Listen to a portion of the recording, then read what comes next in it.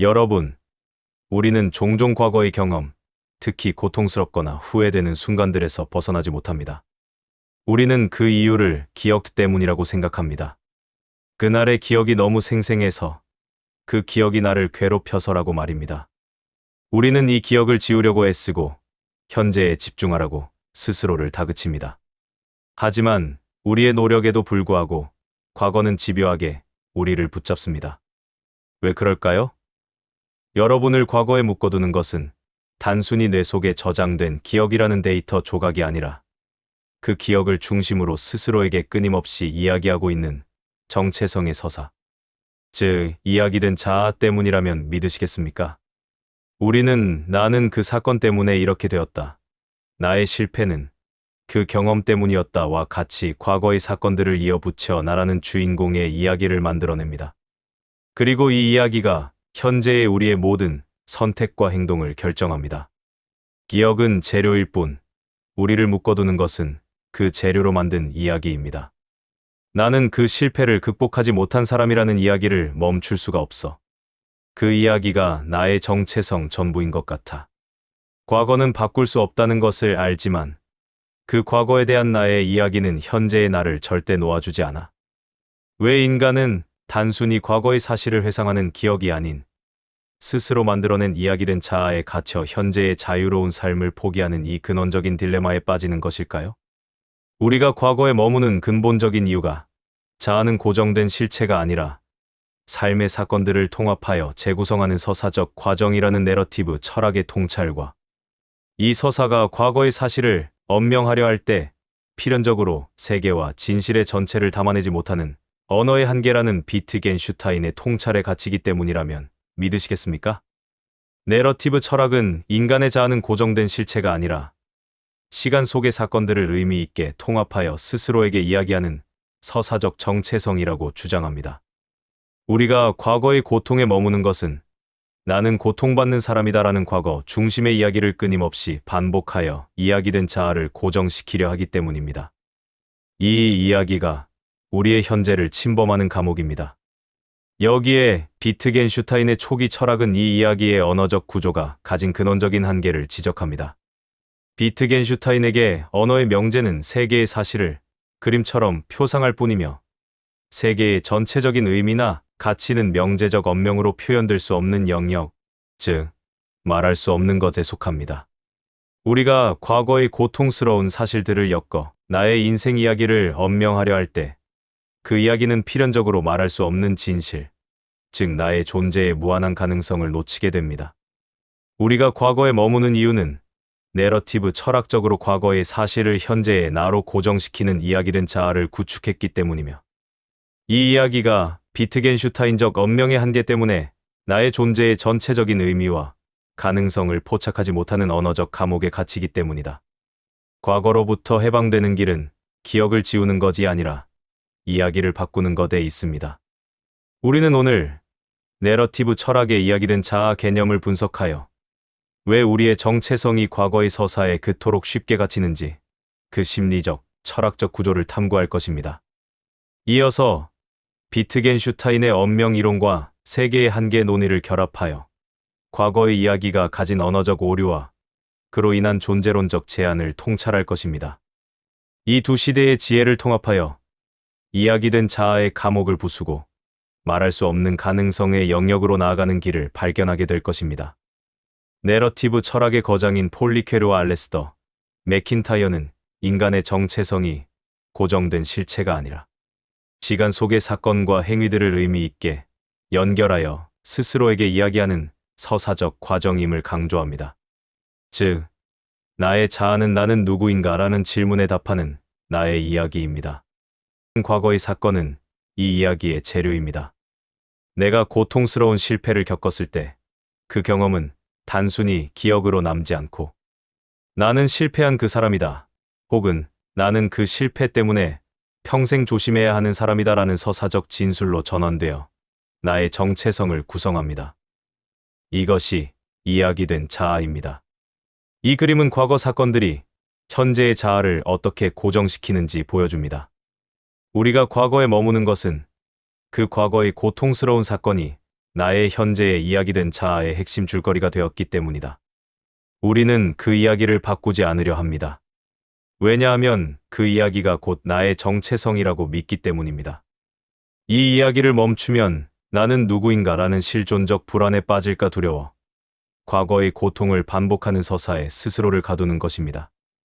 내러티브 철학에서 서사는 삶의 불연속적인 사건들을 하나의 통일된 의미로 통합하려는 인간의 본능입니다. 하지만 이 통합 과정이 과거 집착을 심화시킵니다. 우리의 삶은 사실 불연속적인 사건들의 파편이며 이 파편들은 특정한 의미를 가지지 않습니다. 그러나 우리의 이야기된 자아는 이 불연속성을 견디지 못하고 과거의 고통스러운 사건과 현재의 나를 필연적인 인과관계로 엮어냅니다. 나는 그 사건 없이는 지금의 내가 될 수 없었다는 식의 이야기를 통해 과거의 사실을 나의 현재, 정체성으로 고정시키는 것입니다. 이 이야기된 자아는 과거를 이미 완성된 결론으로 간주하며 현재와 미래의 나에게 다른 줄거리를 선택할 자유를 주지 않습니다. 과거의 고통스러운 이야기의 결말을 바꾸지 않으려 할 때 우리는 물리적 기억이 아닌 이야기의 경직성 때문에 과거의 감옥에 갇히게 됩니다. 우리는 이야기의 주인공이 아니라 이야기의 포로가 됩니다. 내러티브 철학의 해결책은 기억을 지우는 것이 아니라 이야기를 재구성하는 데 있습니다. 과거의 사건은 사실일 뿐 그 사건에 부여하는 의미는 바꿀 수 있기 때문입니다. 과거의 고통스러운 사건을 나의 정체성을 규정하는 결론이 아니라 현재의 내가 새롭게 해석하고 극복하는 과정의 일부로 재정의해야 합니다.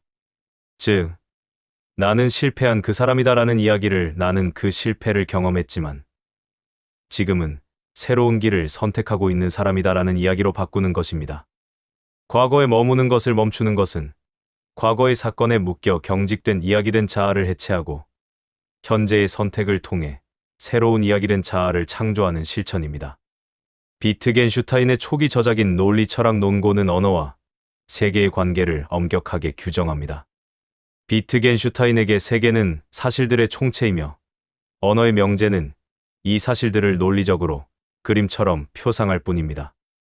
우리가 과거의 사건을 엮어 이야기된 자아를 언명하려 할 때 우리는 이 언명의 한계를 넘어섭니다. 언명은 어떤 사실이 이러이러하다는 것을 말할 뿐 나의 존재의 전체적인 가치와 의미를 말할 수 없습니다. 나는 그 사건 때문에 실패했다는 언명은 사실의 배열일 뿐 나의 존재 전체의 의미를 규정하지 못합니다. 이 그림은 우리의 이야기된 자아가 존재의 전체를 포착하지 못하는 이유를 설명합니다. 과거의 사건에 대한 언명은 그저 과거의 사실일 뿐입니다. 하지만 이야기된 자아는 이 언명에 나의 현재와 미래의 의미라는 윤리적 무게를 억지로 부여합니다. 이 언어적 오류가 우리를 과거의 이야기에 갇히게 합니다. 나의 존재의 전체적인 의미는 언명될 수 없는 영역에 있습니다. 비트겐슈타인은 윤리, 가치, 삶의 의미와 같이 세계의 사실과 관련되지 않은 것은 영재적 언명으로 표현될 수 없으며 이에 대해서는 침묵해야 한다고 결론 내립니다. 이는 이야기된 자아의 감옥을 부수는 중요한 열쇠입니다. 우리가 과거에 머무는 것을 멈추려면 나는 누구인가에 대한 과거 중심의 이야기를 멈추고 침묵해야 합니다. 이 침묵은 과거의 기억을 무시하라는 것이 아니라 그 기억에 나의 정체성을 규정하는 궁극적인 의미를 부여하려는 언어적 시도를 중단하라는 것입니다. 나의 존재의 무한한 의미는 과거의 어떤 사실로도 언명될 수 없습니다. 과거의 이야기에 대해 침묵할 때 우리는 나의 존재의 전체적인 의미가 언명의 한계를 벗어난 말할 수 없는 가능성의 영역에 있음을 깨닫게 됩니다. 이 침묵은 이야기된 자아의 고정된 줄거리로부터 벗어나 현재의 내가 새로운 의미를 창조할 수 있는 실존적 자유를 획득하게 합니다. 비트겐슈타인은 언명의 목적이 세계의 사실을 명확하게 보여주는 투명성에 있다고 보았습니다. 이야기된 자아가 과거에 머물 때 그 언명은 투명성을 잃고 과거의 고통을 영속화하는 이데올로기로 변질됩니다. 과거의 고통스러운 사건에 대한 이야기된 자아의 언명은 그 사실을 과장하고 왜곡하며 현재의 나에게 불필요한 무게를 씌웁니다. 비트겐슈타인적으로 이 이야기를 해체하려면 과거의 사건을 다시 투명한 사실로만 되돌려야 합니다. 즉, 그때 그 일이 일어났다는 사실로만 언명하고 그 사실에 그래서 나는 평생 불행할 것이다 와 같은 윤리적, 존재론적 결론을 덧붙이지 않아야 합니다. 과거 해체의 실천은 과거의 사건을 정체성을 규정하는 이야기가 아닌 그저 시간 속에서 일어난 하나의 사실로만 언명하는 데 있습니다. 이 투명한 언명 속에서 과거는 현재의 나를 묶어두는 힘을 잃게 됩니다. 내러티브 철학과 비트겐슈타인의 통찰은 우리가 과거에 머무는 이유가 기억이 아닌 이야기된 자아 때문임을 입증합니다. 이야기된 자아는 삶의 사실들을 비트겐슈타인적 언명의 한계 속에서 고정시켜 나의 존재의 무한한 가능성을 포착하지 못하는 언어적 감옥을 스스로 구축한 결과입니다.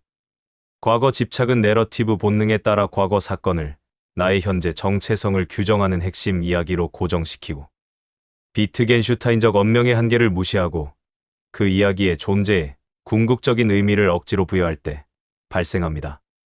과거의 기억에 대한 집착을 멈추고 이야기된 자아의 경직된 서사를 해체한 후 비트겐슈타인적 침묵을 통해 나의 존재가 언명할 수 없는 무한한 가능성의 영역에 있음을 인식하는 것입니다.